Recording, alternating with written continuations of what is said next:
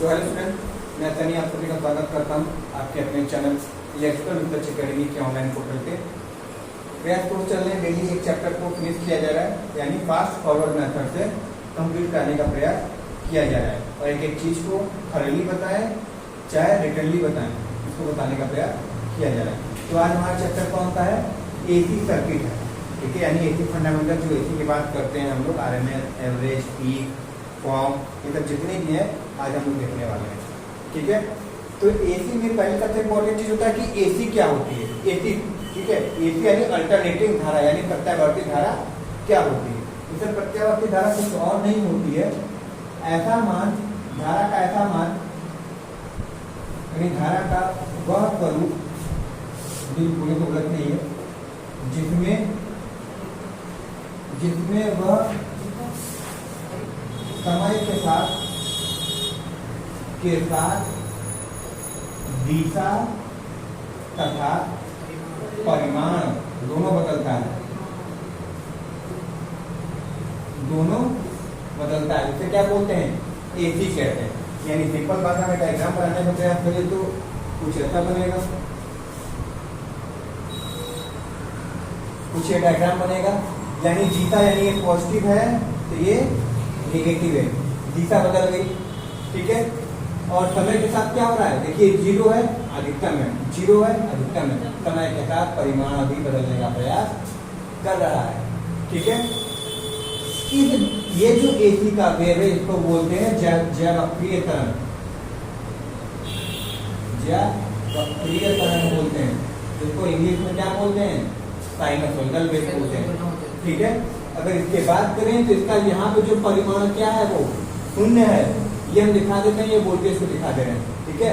यहाँ पे जो मान है वो क्या है?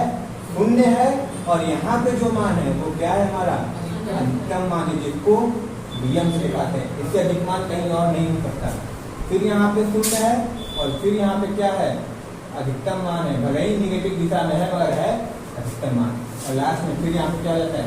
0 हो जाता है। ये हम क्या दिखा रहे हैं? टाइम, इस वाले जो अक्ष पे हम टाइम पीरियड दिखा रहे हैं, समय अंतराल दिखा रहे हैं, सही है। और समय अंतराल की बात करें तो हमको पता है कि एक चक्कर लगाने में समय कितना लेता है? T ले रहा है, कितने में कितना लिया है? T/2 लिया है।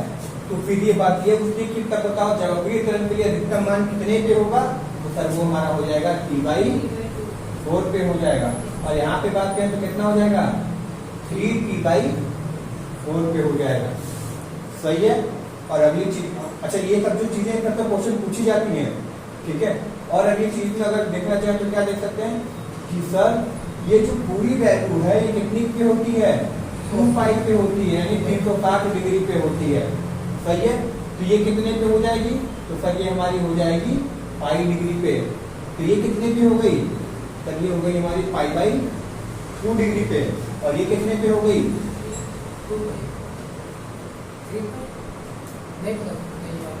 कितना पे हो गया? 70 डिग्री ना, बटे 360 कितना हो जाएगा? 3/4, 9 से काटिए कितना हो जाएगा? 3/4 हो जाएगा ना, 3/4π हो जाएगा, सही है। तो ये कहानी हमारी टाइम पीरियड से चल रही। अच्छा, कोई भी आपसे पूछे अधिकतम मान बताने के लिए किसी, तो आप अधिकतम मान बता देंगे वोल्टेज का, कोई दिक्कत वाली बात नहीं। हम बोलेंगे अधिकतम मान बताओ तो आप ये हम आपकी बता देंगे ना, मगर हम पूछ ले कि बताओ, अच्छा इस क्षण पे मान लेते हैं पूरा 2 सेकंड हुआ है, 2 सेकंड में एक चक्कर लगा ले रहा है, 2 सेकंड में एक चक्कर लगा ले रहा है, और अगर हम बोल दें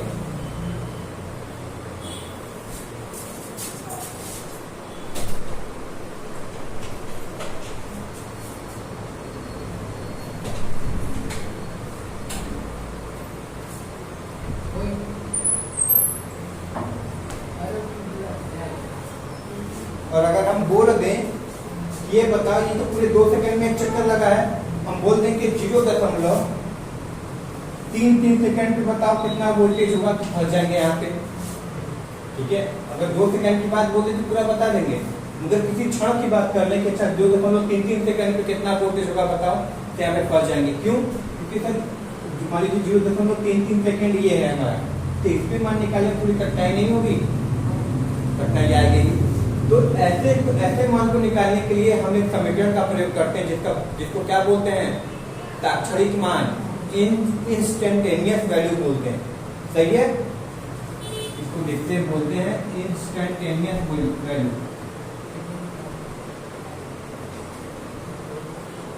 और हिंदी में बोलते हैं ताक्षणिक मान। और जैसे वोल्टेज की बात करें तो इसको ऐसे लिखेंगे, वोल्टेज इंस्टेंटेनियस यानी ताक्षणिक मान, जो कि किसके बराबर होता है सर, ये होता है हमारे, इसको याद रखना कि पूछा जाएगा, दिख रहा है कि नहीं, हमको चेक कर लेने तो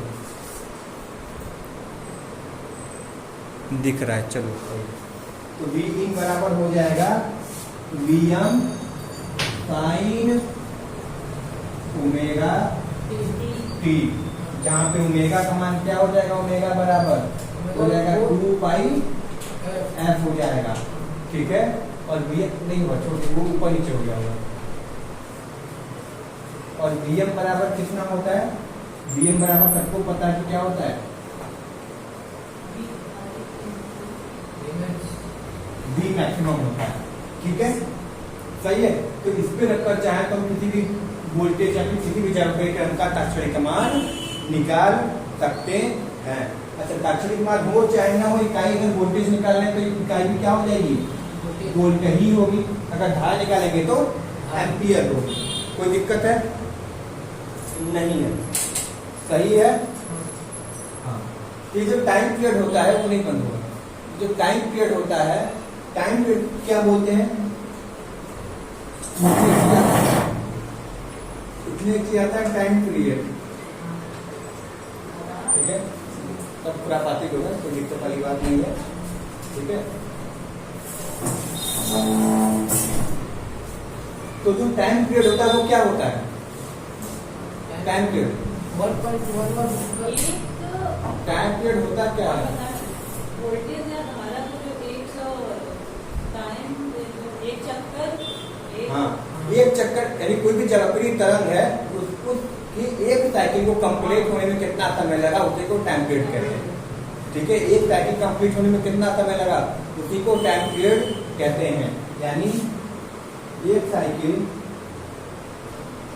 कंप्लीट करने में लिया गया समय ही हमारा टाइम पीरियड कहलाता है। और फॉर्मूले की बात करें तो टी बराबर कितना हो जाता है, 1/f हो जाता है, ठीक है।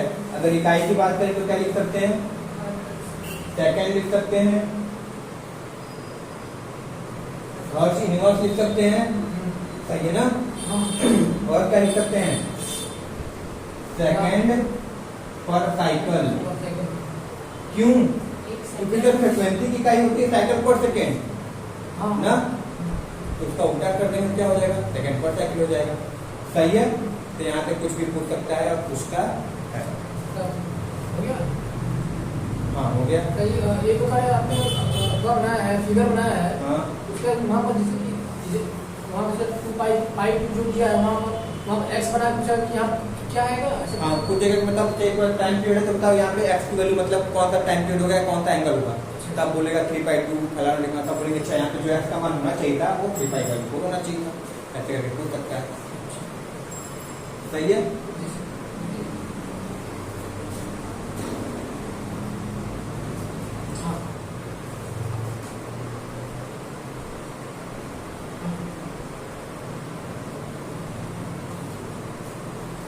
हो गया। चलिए अब अगली बात आती है फ्रीक्वेंसी की, हटा दें, हो गया तो अब बात करते हैं फ्रीक्वेंसी क्या होती है। तो फ्रीक्वेंसी क्या होती है, आवृत्ति। सर फ्रीक्वेंसी कुछ नहीं होती है,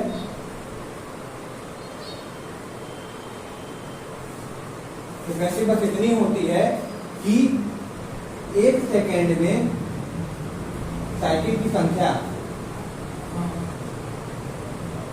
यानी एक सेकेंड में कितना चक्कर लगा रहा है वही उसकी क्या कहलाती है, फ्रीक्वेंसी कहलाती है। इसलिए इसको f बराबर क्या लिखते हैं, 1/t। और आपको पता होगा कितनी बार ऐसे सवाल करके पूछता है, ऐसे देता है ना 0.002 मिली सेकेंड है, बताओ कितनी फ्रिक्वेंसी होगी। ऐसा कि उसमें सवाल मिलेगा बहुत ज्यादा, ये कितना होगा इसका? अब निकालिए, हम क्यों बताएं। सही है। क्वांटिटी इसके अगर टाइम की बात करें फ्रिक्वेंसी की, तो फिर इकाई क्या होती है? हर्ट्ज होती है। सेकंड इनवर्स होती है और साइकिल पर सेकंड होती है। क्लियर है? पेपर तक क्या अच्छा करके डेटा सेट एनालिसिस हुआ। हम लोग का सेकंड सैटरडे को छुट्टी रहती थी, सेकंड सैटरडे को छुट्टी रहता था स्कूल में। सेकंड सैटरडे को हमारे स्कूल में छुट्टी रहती है, एवी में खास छुट्टी रहती है। और किसी के रिटायरमेंट की खुशी होती थी, क्योंकि जल्दी छुट्टी हो जाता था। एक आप फिर पुराने बारे का पुराने कर लो, पता कैंटीन को खाना भी तो रहेगा ना। सेकंड सैटरडे को आई थिंक चेहरे वगैरह भी बदल जाते हैं, तुम्हें था चेहरे भी बदल जाते हैं, इसका नहीं आता, बैंक का याद है। चेहरे बन जाता है, बैंक बन जाता है। हाफ टाइम काम होगा नहीं, हटा दे, हाँ। ये लिख लिया अपना नहीं, अगर नहीं लिख ली ना, नहीं बोल रहे, नहीं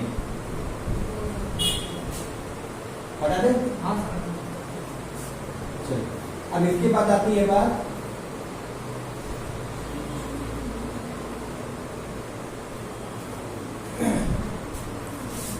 कोणीय वेग क्या होता है। कोणीय वेग एंगुलर वेलोसिटी क्या होती है। कोणीय वेग क्या होता है? किसी समय में, किसी पर्टिकुलर समय में चली गई या घेरी गई कोण को ही क्या बोलते हैं? कोणीय वेग कहते हैं। यानी एक सेकंड में वो कितना कोण चली उसे कोणीय वेग बोलते हैं। ठीक है, इसीलिए एंगुलर वेलोसिटी को कोणीय वेग को दिखाने के लिए किसका प्रयोग करते हैं? वो मेगा का ओमेगा का प्रयोग करते हैं। और आपको यही बोले ओमेगा मतलब पर्टिकुलर, यानी दिए गए समय में कितनी कोण वो कवर करती यानी चलती होती क्या बोलते हैं? ओमेगा बोलते हैं। और इसीलिए इसका फॉर्मूला इकाई क्या हो जाती है? थीटा की इकाई क्या होती है? कोण की इकाई क्या होती है? कोण की इकाई क्या होती है? रेडियन रेडियन होती है। इसलिए बोलते हैं रेडियन पर सेकंड। पर सेकंड। सही है, इकाई बहुत ज्यादा पूछा जाता है। अच्छा, ये ओमेगा बराबर रहने देते हैं। अच्छा, ये जो थीटा ये अधिकतम कितना हो सकता है? 360 डिग्री। 360 डिग्री, क्योंकि दोबारा फिर तो वही रिपीट होने लगेगा। तो अधिकतम कितनी होती है? 360 डिग्री। सही है, हाँ। और ये टी रहने देते हैं। अब ये जो इतना वैक्यूम होता है ओमेगा बराबर 2 पाई है, वो कहाँ से आया? अच्छा, ये ओमेगा है, 2 पाई रहने देते हैं। ये 1/, क्या है? टी है। हाँ। सही है, और 1/t को क्या लिख सकते हैं? 1/t को क्या लिख सकते हैं? हाँ, फ्रिक्वेंसी यही था ना। तो ओमेगा बराबर कितना हो गया?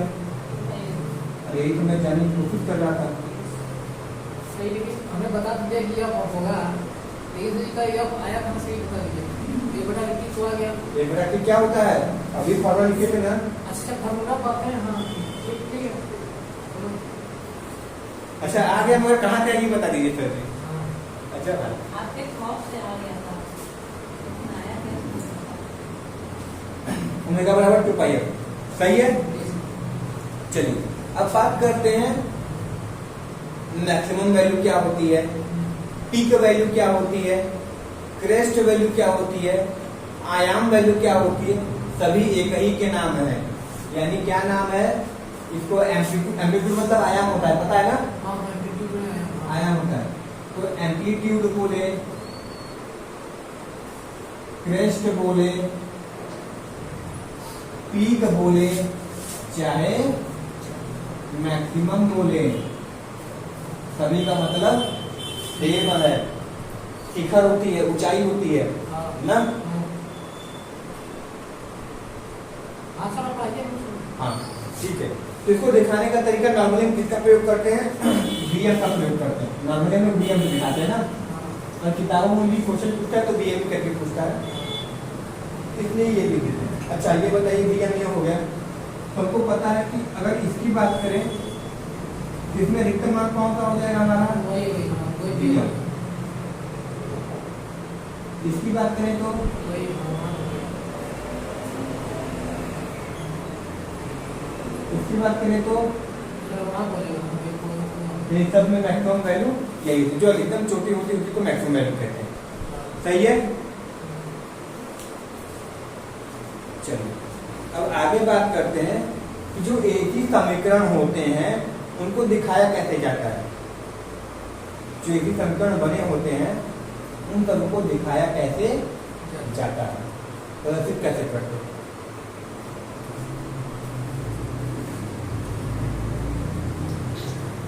चले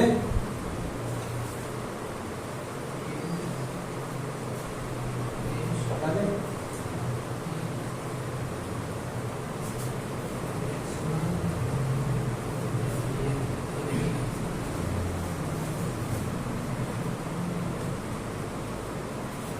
देखिए हम लिखे v बराबर B M sine omega T. इसका डायग्राम क्या बन जाएगा, एकदम सिंपल बन जाएगा। कैसा,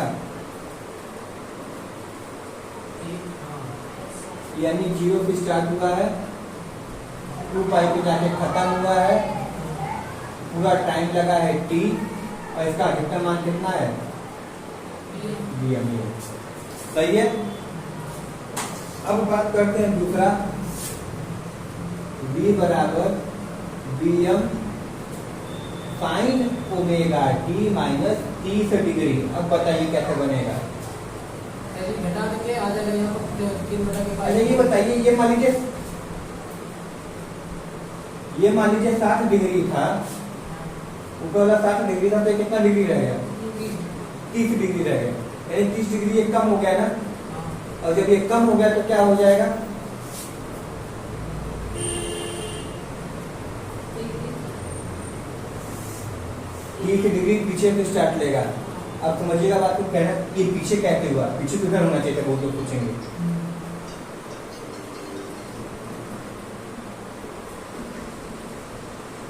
सही है। ये 2 पाई है, हमारी 2 पाई यहाँ पे होगी और यहाँ पे 0 डिग्री है और यहाँ पे क्या हो जाएगी पाई हो जाएगी। देखिए ये साइकिल नहीं बदल सकते ना, ये वाली कहानी तुम बाद में स्टार्ट किए तो क्या समय हम लोग देंगे क्या अपना। ठीक है, तो ये कहानी चली, ये 0 हो गया, पाई हो गया, 2 पाई हो गया। ठीक है, और ये कितने पीछे से स्टार्ट किया था 30 डिग्री से। मैक्सिमम वैल्यू में कोई परिवर्तन नहीं होगा, जो ऊंचाई है वही रहेगी, मगर बेचारा होगा क्या, हर जगह 30 डिग्री से मान खाता रहेगा। हर जगह देखिए यहाँ पे 30 डिग्री पीछे होगा, यहाँ पे 30 डिग्री। अब देखिए ये आगे हुआ तो पीछे ये समझिएगा। एक बंदा ये है और दूसरा बंदा ये है। कौन बोलेगा कि हम पहले से स्टार्ट हुए तुमको अभी आया है, ये सेकंड ये वही अरे पहला हो गया ना। पहला वाला तो गया, हम तो कब्बा से आके दौड़ रहे तुम अभी को आए, तो आगे कौन रहा हमारा ये वाला, पीछे कौन हुआ ये वाला। इसलिए बोलिए पीछे रह गया 30 डिग्री ना, इसलिए बोलिए इसको इधर बना दिए, पीछे रह गया। समझ में आया। और आगे रहता +30 डिग्री होता तो ये क्या होता, यहाँ से बनना स्टार्ट हो जाता। कोई दिक्कत है, तो ये हमारा एसी रिप्रेजेंटेशन होता है। अच्छा इसमें ये कहने का मतलब ये क्या कर रहा है, लैग कर रहा है कि लीड कर रहा है, ये पीछे हो रहा है, पीछे रह जा रहा है, वो पीछे कर दे रहा है ना, यानी क्या हो गया हमारा लैग हो गया। अगर ये +30 रहता तो ये लीडिंग हो जाता ना, तो क्या आगे हो गया। पावर फैक्टर की बात नहीं कर रहे हैं हम, वोल्टेज आगे पीछे होने की बात कर रहे हैं। समझ में आया। चलिए अब अगले में देखते हैं। धूप हो गई, अच्छी बात है। कलांतर क्या होता है, कलांतर फेज डिफरेंस क्या होता है, कलांतर वही सर 60 डिग्री 120 वही ना हाँ जो 90 डिग्री 120 90 डिग्री 120 डिग्री कलांतर का। तो कलांतर होता क्या है, तो याद रखिएगा कलांतर सदैव वोल्टेज तथा धारा के बीच ज्ञात की जाती है। वोल्टेज के बीच नहीं, धारा के बीच नहीं, हमेशा वोल्टेज तथा करंट के बीच में क्या होती है, कलांतर दिखाया जाता है। ठीक है, सही है।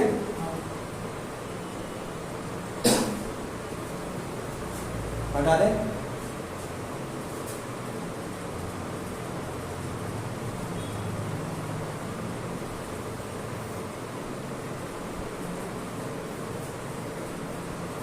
हमारे गांव में 4 सनी है। हाँ एक का एटीएम ब्लॉक होगा तो दूसरा का गाली सुनता है। और वो जो है मतलब जो बैंक हमारा उनके अकाउंट में है जहाँ पहले पढ़ाते थे यूनियन बैंक में है, तो वो जानते हैं, हमको पिताजी को सबको जानते हैं। उनके भाई हैं छोटे ना, उसमें काम करते हैं, नहीं पता काम करते हैं उसमें। तो हुआ क्या, एक बार जो एक और सनी था उसका एटीएम ब्लॉक हो गया, 20 दिन पहले ही ब्लॉक हुआ था, तो उसको तोड़वाने गया। तो 15 दिन बाद 20 दिन बाद मेरा ब्लॉक हो गया, हम गए तोड़वाने। तो हमको बोला जा रहा है कितना तुम ब्लॉक करते हो जी, तुमको याद कुछ नहीं रहता है क्या? तो वो तो रमाचा है कि बोले अरे मैम वो सर नहीं, वो सनी नहीं उतारता चाहिए, नहीं तो दिक्कत होता है। तो अगर इतने सनी है, 2 लखों है, 2 सही है, और हम किस कैटेगरी वाले में हमको नहीं पता है।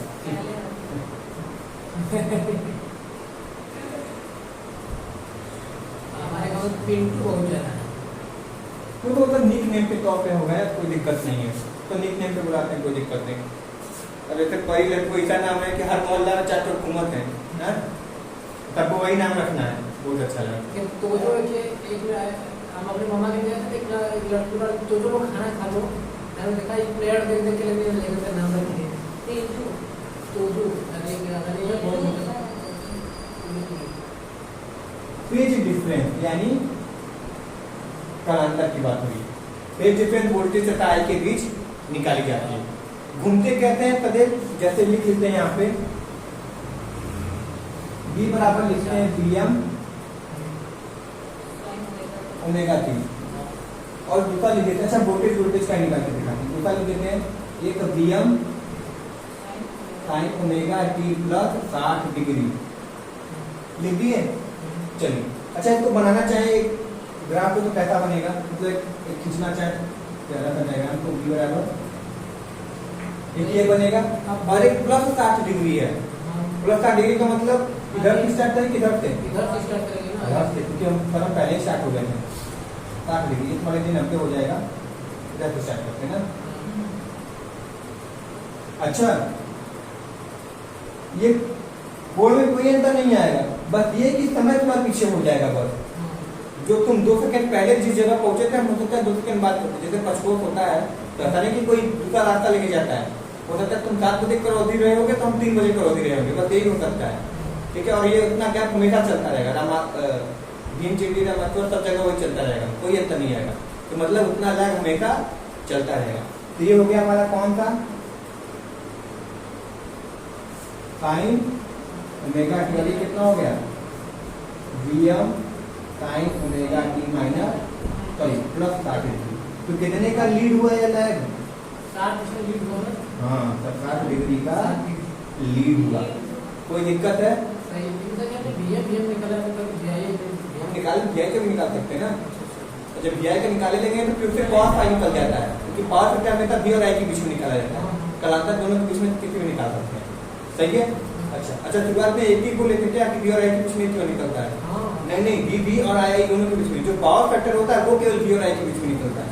अच्छा, ये कहानी, ये वाली कहानी तो बोलेगा सर हम लीड है, बोलेगा ना, मगर ये वाला क्या बोलेगा कि सर हम कितना लैग है। आप हमसे आपके पास हमसे 10 रुपया अधिक, मेरे पास आपसे 10 रुपया कम भी तो है, वही मतलब निकल रहा है ना, तो 60 डिग्री लैग होगा।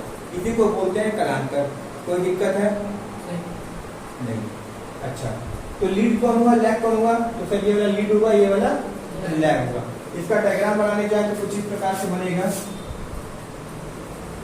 इसको बना देते हैं क्या, Vm साइन ओमेगा टी, और 60 डिग्री ये ऊपर है ना, तो 60 डिग्री ये क्या बनेगा, Vm sign omega T plus, यानी हम तो आपको बार बार बोलते हैं कि उल्टी सुई की विपरीत दिशा में चलो, जो पहले हो जाए वो लीड हो जाता है, जो बाद में रह जाए लैग हो जाता है। तो ये हमारा क्या हो गया, लीड हो गया, और ये हमारा क्या हो गया, लैग। समझ में आ रहा है? कुछ अच्छा लग रहा है कि आपका जब कंपटीशन खोलने लायक थोड़ा बहुत हो रहा है, बस यही कहानी, पढ़ेंगे तब, सही है ना। अगर एक क्रिया का नीचे घुमा दिया जाए तो लेफ्ट हो जाएगा ये 90 डिग्री जो आपने लिखा है। जो ऊपर लिखे उसको नीचे कर देना, हाँ मतलब ये तो इसको ऐसे घुमा दे, हाँ हाँ तो गलत हो जाएगा। लेफ्ट एंटी क्लॉकवाइज तो भी देखा जाता है। अब सुई को उल्टी दिशा में घुमा के चाहिए तो घड़ी नाम है, समझ में आया। और देखिए सही है। तो अब पावर फैक्टर किसके किसके बीच निकाला जाता है, पावर फैक्टर। अब ये पावर फैक्टर जो होता है कुछ नहीं करना है, जो हमारा ये कलांतर निकला है, ये कलांतर जो निकला है हमारा वोल्टेज और वोल्टेज के बीच में निकला है, तो इससे पावर फैक्टर नहीं निकल सकता। हमको पावर फैक्टर निकालना है तो कलांतर तो यही रहेगा, मगर किसके किसके बीच लेना पड़ेगा, वोल्टेज तथा धारा के बीच का कलांतर लेना पड़ेगा। सही है। पावर फैक्टर सदैव वोल्टेज तथा धारा के बीच के कलांतर का कोसाइन लेना पड़ता है। सही है। चलिए, यानी एंटी क्लॉकवाइज होने चाहिए। हाँ, एंटी विपरीत दिशा में होना चाहिए हमेशा। ठीक है। अच्छा, अगर पावर फैक्टर की बात करें तो पावर फैक्टर यही कहता है, cos फाई से दिखाते हैं, और ये हमेशा क्या होता है, V तथा I के बीच का कलांतर होता है, हाँ। के बीच का कलांतर, फेज एंगल डिफरेंस। ठीक है, फेज डिफरेंस होता है। यानी जैसे निकाल दिए V का मान कितना है, V हमारा ये हो गया, I हमारा ऊपर हो गया, और ये कितना डिग्री कलांतर है V और I के बीच में, कितने डिग्री का कलांतर है, 30 डिग्री का। तो cos 30 की वैल्यू कितनी होती है, 1/2 होती है। हाँ? आप बताइए। √3/2 होता है। ठीक है, √3/2 होता है। तो cos 30